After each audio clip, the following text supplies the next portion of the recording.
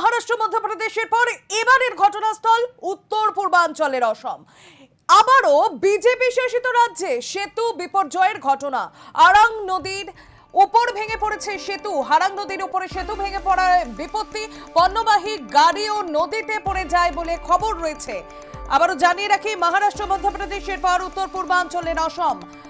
আবারও বিজেপি শাসিত রাজ্যে সেতু বিপর্যয়। হারাং নদীর উপর ভেঙে পড়ল সেতু, পণ্যবাহী গাড়িও নদীতে পড়ে যায় বলে খবর রয়েছে।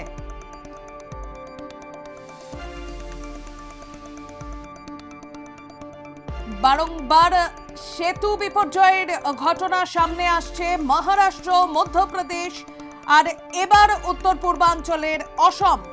সেতু বিপর্যয়ের ঘটনায় চাঞ্চল্য ছড়িয়েছে। হারাং নদীর উপরে ভেঙে পড়েছে সেতু, পণ্যবাহী গাড়িও নদীতে পড়ে গিয়ে বিপত্তি।